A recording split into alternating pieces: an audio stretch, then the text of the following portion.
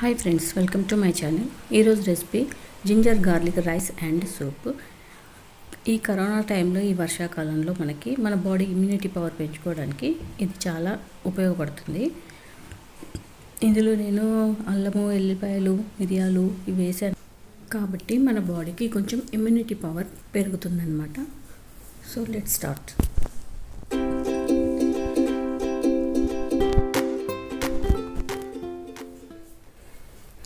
So ముందుగా rice అన్నమాట. ఒక ప్యాన్ తీసుకొని దాంట్లో 2 నుండి 3 స్పూన్స్ ఆయిల్ వేసుకొని అల్లము, వెల్లుల్లి చాలా చిన్నగా కట్ చేసుకోవాలి. లేకపోతే మనం కచ్చపచ్చ దంచుకోవడం కాకపోతే మనం మిక్సీలో కూడా వేసుకోవచ్చు. అది వేసుకొని దాన్ని కొంచెం రంగు వచ్చే వరకు వేయింపాలన్నమాట. ఇక్కడ చూపిస్తున్నట్టు ఇప్పుడు దాంట్లో ఒక మీడియం సైజ్ టమాటా, 2 కరివేపాకు కాడలు వేసుకొని దాన్ని కొంచెం మగ్గనియాలన్నమాట. 1 స్పూన్ ఉప్పు వేసి దాన్ని మొత్తం మగ్గనిచ్చేసేయాలి. అది మగ్గిన తర్వాత ఇప్పుడు అందులో ఒక హాఫ్ నిమ్మకాయ పిండుతున్నాను నేను ఇక్కడ. మనము అన్నము ఎంత క్వాంటిటీ అనే దాన్ని బట్టి మనము ఈ ఉప్పు కారాలు ఎక్కువ తక్కువ చేసుకోవాలి.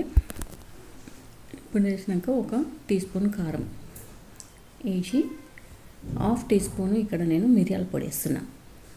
ఎందుకంటే మిరియాలు ఆరోగ్యానికి మంచిది కదా. ఇప్పుడు అందులో మనం ముందుగా వండి పెట్టుకున్న అన్నమైనా వేసుకోవచ్చు, లేకపోతే రాత్రి మిగిలిపోయిన అన్నమైనా వేసుకోవచ్చు. వేసుకొని దాన్ని బాగా కలిపేసేయాలి. మొత్తం మనం వేసిన కారము, ఉప్పు, మిరియాలన్నీ దానికి పట్టాలి. ఒక 2 నిమిషాలు మూత పెట్టేసి దాన్ని బాగా మగ్గనియాలన్నమాట. అంతే, ఈజీ అండ్ సింపుల్. వేడివేడిగా జింజర్ గార్లిక్ రైస్. ఇప్పుడు సూప్ చూస్తున్నారు కదా. ఈ సూప్ కూడా ఇప్పుడు చల్లగా వర్షం పడుతున్నప్పుడు వేడివేడిగా తాగితే మనకు చాలా మంచిది. ఇప్పుడు కరోనా టైంలో మనకు అన్నీ వేడివేడిగా తాగాలి అంటున్నారు కదా, అలా చేసుకొని తాగితే చాలా బాగుంటుంది. ఇక్కడ నేను 7-8 ఎల్లిపాయలు తీసుకొని వాటిని కచ్చపచ్చ దంచుకుంటున్నాను.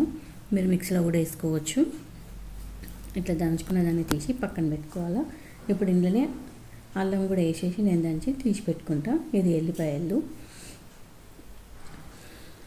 అల్లం కూడా దంచేసి అట్లనే తీసి పక్కన పెట్టుకున్నా.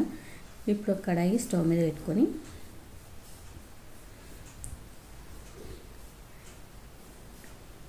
దీంట్లో 2 టీ స్పూన్ల నెయ్యి వేసుకుంటున్నా. నెయ్యి వేసుకొని ఇప్పుడు మనం కచ్చపచ్చ దంచుకున్న అల్లము, ఎల్లిపాయలు ఇందులో వేసుకొని దాన్ని పచ్చివాసన పోయేసరికి వరకు బాగా వేయించాలి. దాన్ని వేయించిన తర్వాత ఇప్పుడు ఇందులో ఒక చిన్న ఉల్లిపాయ, ఒక క్యారెట్, ఒక క్యాప్సికము.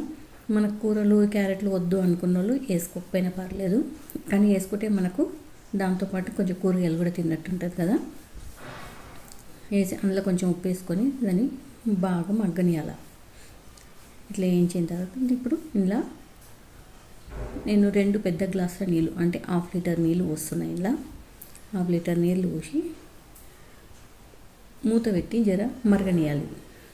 ఇప్పుడు ఇట్లా మరిగిన తర్వాత ఆల్మోస్ట్ మనకి ఇక్కడ కూరగాయలన్నీ ఉడికిపోయినాయి. ఇప్పుడు అందులో 1/4 టీ స్పూన్ పసుపు, 1/2 టీ స్పూన్ మిరియాల పొడి వేసి దాన్ని ఒక పొంగు వచ్చే వరకు ఉడకనియాలి. ఇప్పుడు ఇందులో కార్న్ఫ్లోర్, 2 టీ స్పూన్ల కార్న్ఫ్లోర్ తీసి నేను వాటర్లో కలుపుకున్నాను అనమాట. అది పోసేసి దీంట్లో ఒకసారి బాగా కలిపి దీన్ని కూడా ఒక పొంగు వచ్చే వరకు దాన్ని మరగబెట్టాలి పొయ్యి మీద. చూసారు కదా ఇట్లా. ఇప్పుడు ఇలా మనం సన్నగా కోసుకున్న కొత్తిమీర వేసుకుంటే సూప్ రెడీ. చూసినారు కదా, ఈజీగా సింపుల్గా మనకి ఎంత తొందరగా అయిపోయినాయో. ఈ వర్షాకాలంలో ఇలాంటి సూపులు తాగడం చాలా మంచిది. నేను టమాటా సూప్ కూడా చేశాను, అది కూడా లింకులో ఇస్తాను చూడండి. ఇది వేడివేడిగా సర్వ్ చేసుకుంటే చాలా బాగుంటుంది.